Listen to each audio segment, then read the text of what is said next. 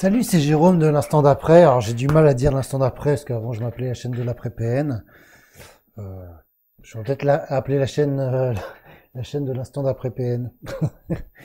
Bon, on verra bien. J'espère que tu vas bien. Je suis trop content. J'ai acheté un nouveau petit stylet que j'avais perdu et je vais pouvoir faire des petits dessins, genre comme ça, genre une petite maison.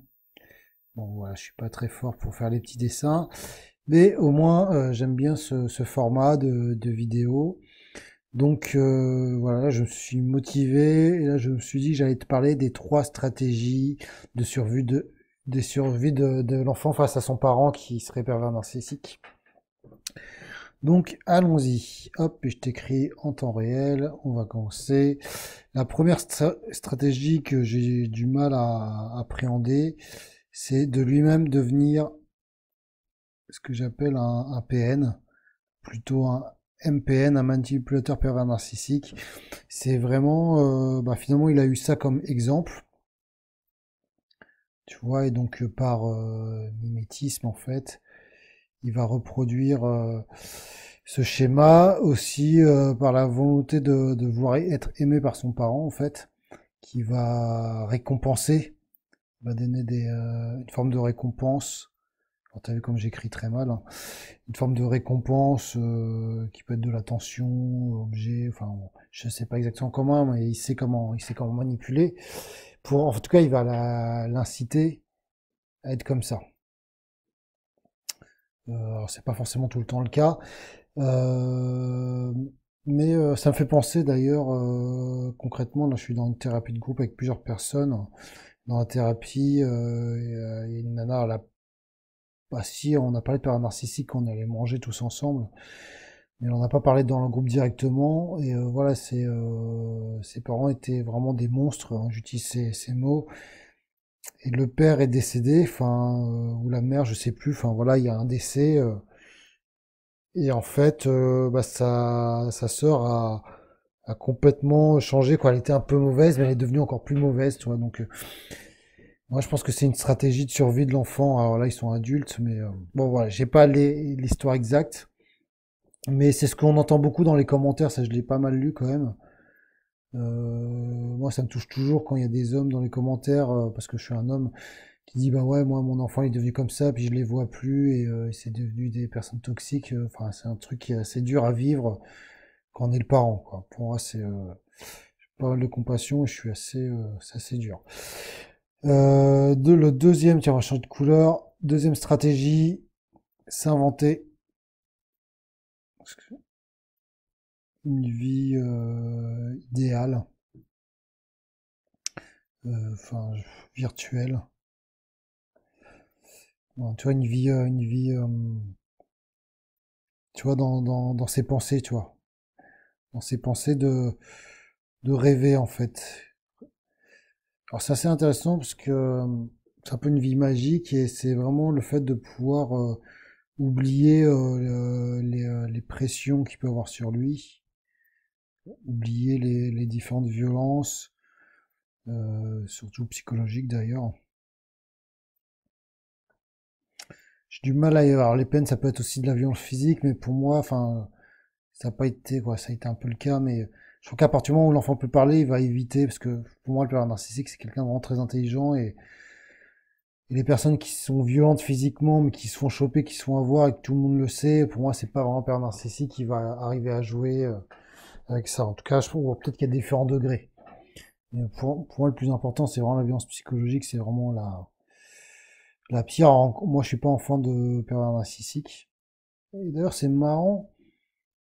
Je trouve que le fait de pas l'être, pour moi, c'est plus facile d'en parler parce que j'ai pu lire certaines choses que je te retranscris, mais ça me fait pas une souffrance directe parce que j'ai pas d'enfant père narcissique.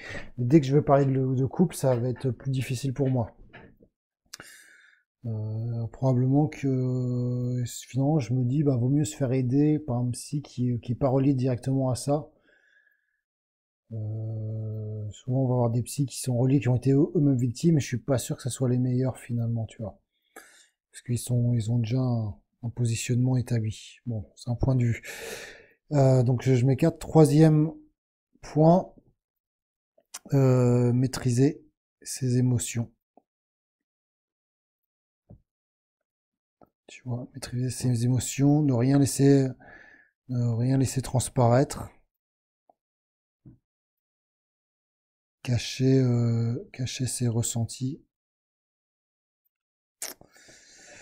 Et là, notre enfant, il est vraiment dans ce cas-là. Moi, je me rappellerai, là, dernièrement, il y a un mois ou deux, je sais plus, on avait passé une semaine de vacances, tu vois, c'était cool. Et je leur ramène, et bon, d'habitude, on se croise pas parce qu'on se leur file à l'école, sauf pendant les vacances, tu vois, parce que à la moitié des vacances, bah, je le ramène à sa mère. Et il commence à pleurer un peu parce qu'il est très. Alors, c'est toujours compliqué parce que moi je l'interprète toujours. Ah oui, il pleure parce qu'il va retrouver sa mère donc il a peur. Mais quand j'en parle à des psys ou à des autres, ils disaient ah mais non, c'est qu'il est très attaché à vous donc il pleure pour ça, tu vois. Il y a un peu des deux et enfin moi je le vois. J'ai déjà vu mal parce que quand je lui dis qu'il est retourné chez sa mère, mais c'est tout de suite les pleurs, la peur et pour moi c'est pas ça, tu vois. Mais t'as beau parler, les gens ils vont toujours avoir le côté un peu positif. Oui, mais non, c'est dans ta tête en fait. Ça m'énerve, ça m'énerve. Tu sens que ma colère, tu vois, là-dessus. Et à la fin, il s'y est fait, tu vois, il s'y est fait. Et donc, je le ramène, il se met à pleurer, il me dit, ah non, papa, mais faut que tu m'enlèves des larmes, faut pas que maman voit mes larmes. Alors, je le masque les larmes, tu vois, je dis, ok, t'inquiète pas, je sais pas trop comment réagir. Et puis à un moment donné, je le ramène, puis elle arrive, puis là, il se met à pleurer, et il dit, oh papa, je suis en train de pleurer, mais je vois une sorte de peur, tu vois, moi, c'est ce que j'ai vu. Mais voilà, il est vraiment là-dessus, quoi. Alors, c'est marrant, parce qu'en ce moment, alors ce qui est bien avec moi, il est épanoui, il joue, il se fait des colères, enfin peut-être un peu trop. Alors, désolé, j'avais coupé la vidéo parce que j'ai ma mère qui a débarqué chez mes parents là. Là, je te dis, je suis pressé d'être dans mon chez moi, c'est compliqué là, de te faire des vidéos, des audios, des emails. Euh, voilà, bref. Donc ça continue à enregistrer, maîtriser ses émotions, ne rien rester transparaître, cacher ses ressentis. Tu vois, finalement en fait, il voulait pas notre fils. Je crois qu'il voulait pas montrer qu'il était attaché à moi. En tout cas, c'est comme ça que je le perçois. Ou sinon, pas montrer des signes de faiblesse, tu vois, qu'elle pourrait exploiter en fait. Tu vois. Éviter de se mettre dans une position de film de faiblesse. Voilà, donc c'est ça les trois stratégies. Si t'en connais une autre, n'hésite pas à mettre dans les commentaires.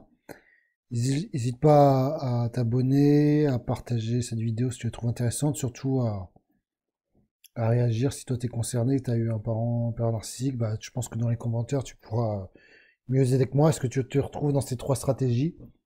Et tu es un pervers narcissique? Bon déjà je sais que t'es pas dans celui-là. Voilà, mais bon, ce qui est juste qu'on pourrait rajouter, ce qui est intéressant, c'est que de toute façon, l'enfant doit s'adapter à son parent, quoi. Il doit s'adapter à son parent et développer, je veux dire, des schémas, quoi. Des schémas psy. D'ailleurs, quand j'ai pu lire là-dessus qu'ils deviennent NPN, pour moi, c'est pas vraiment des pères narcissiques, parce que pour moi, le père narcissique, c'est vraiment quelqu'un qui a une grosse souffrance dans l'enfance, et pour moi, c'est plus un schéma mental de défense qui, peut-être, à mon sens, pourrait être guéri. Ça ferait peut-être partie des... alors, je suis pas un expert, mais ça me paraîtrait, somme toute, logique. Comme moi-même, je suis conditionné à certaines choses, et faut sortir de ses croyances, et voilà, donc j'aurais tendance à penser ça, mais en même temps, si c'est tellement ancré depuis la petite enfance, si c'est ancré depuis les 4-5 ans, c'est foutu, quoi, tu vois. Je sais pas. C'est vraiment, ça c'est un truc qui doit être difficile à vivre d'avoir un enfant père narcissique. C'est un autre débat. Voilà, bah n'hésite pas à partager, à liker, voilà, à t'abonner. Et tu verras en dessous, tu peux te rajouter à mes contacts privés. Et je vais faire alors des vidéos. Je pensais faire des vidéos privées, mais en ce moment j'ai pas de débit, je te jure, j'ai pas de débit, c'est un enfer de les uploader. Tant que je suis pas chez moi avec la fibre. Mais je vais faire des emails, sinon des emails privés, puis on peut chatter sur YouTube, tu verras, dès que tu t'inscris, tu recevras un lien par email, on pourra discuter, donc n'hésite pas si ça t'intéresse. Voilà, je te laisse et je te dis à bientôt. Salut!